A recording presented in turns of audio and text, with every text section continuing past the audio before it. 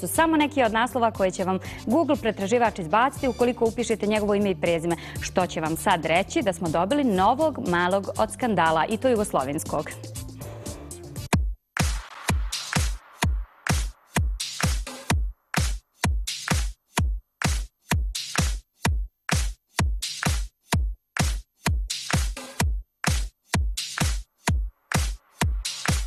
U braku najkontroverznijeg srbijanskog para Mileta Kitića i Marte Savić nove prevare i izlete. Naime, nedavno je Marta tokom snimanja intervjua pred očima svog supruga razmjenjivala nježnosti s mnogo mlađim muškarcem, na što je Mile burno reagovao.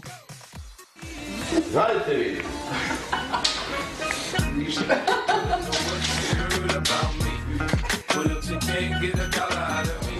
Njega nešto miluješ, mene udaraš, ono žešće. Evo presizam. Mene ozbiljno udara. Riječ je zapravo o novom imenu na estradnoj sceni bivše Jugoslavije, Davoru Markoviću, koji je izdao album Prvijenac, a svojim prvim spotovima digao je veliku prašinu u medijima. Jedan od tih spotova snimio je upravo s Martom, nakon čega se počelo spekulisati o tome kako je on Miletov sin. Pa tu se po portalima isto počeli da pišu i po novinama. Pa zato što sam radio spot sa Martom Savić. Radio je spot Mirko Gavrić, u Egiptu smo radili u jednom ekskluzivnom hotelu. Tu je bila i Branka Sorović s nama, družili smo se. I onda se počeo da se spekuliše kako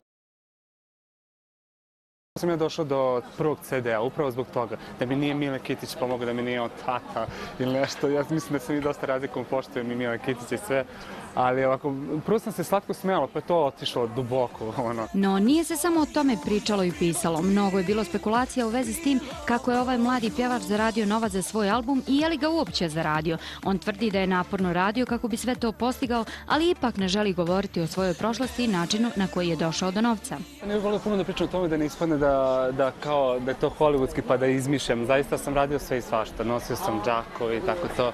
Čuvao decu. Sve sam dao, pa evo i krvi. Ima jedna poslovica američka. Nikad me ne pite kako sam zaradio $1, ali ću ti reći kako sam zaradio $1.000.000. Tako da o tome ne pričam. Učio sam se na svoj način da ne bi dobio poene od gledalca. Na taj način zaista je bio za mene jedan težak period, odricanje i svega, ali evo, danas se isplati, stvarno se isplati, ja vraćam i dugove i sve i lepo živim. Mislim, ja sam srećan zaista čovjek. Osim novinskih napisa, komentari na YouTube-u u vezi s njim bili su veoma uvredljivog sadržaja.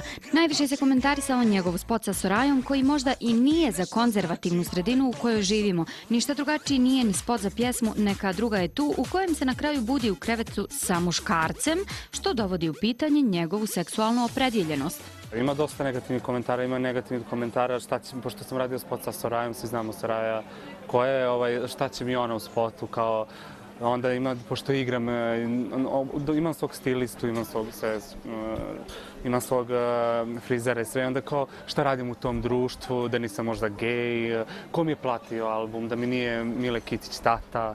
Znači, dosta ima komentara i onda me to malo iznervira. Ja nemam nikakvih problema sa svojim seksualnošću, znači, ja mogu da se probam i sa babom u krevetu i ne znam s kim god hoćete, znači, ja znam šta volim i mislim, ja sam sasvim jedan normalan dečko. Međutim, on tvrdi da je načisto sa svojom seksualnom orijentacijom i otvoreno govori o ženama, a kaže da za njega ljubav ne poznaje godine. Volim devojke, žene, nije problem.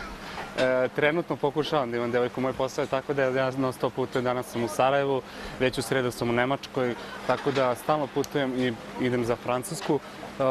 I da je teško održati vezu. Ti si devojka i znaš da devojke traže dosta pažnje. Znači, svaka devojka voli pažnju koju ja ne mogu baš da je priuštim. A ako ste se zapitali ko je prema njegovom mišljenju idealna žena, tačan odgovor je Nataša Bekvalac. Voleo bi s njom nešto da ima. Eto, za početak duet. Evidentno je da je Davor pravo osvježenje na domaćoj estradnoj sceni. Njegova jedina želja je da ga publika pamti po onome što radi. Ulaže mnogo u svoju karijeru, a zbog brojnih skandala javnost pokazuje veliko zanimanje za njega. Svi se pitamo koji je sljedeći potez koji, vjerujemo, nikoga neće ostaviti ravnodušnim.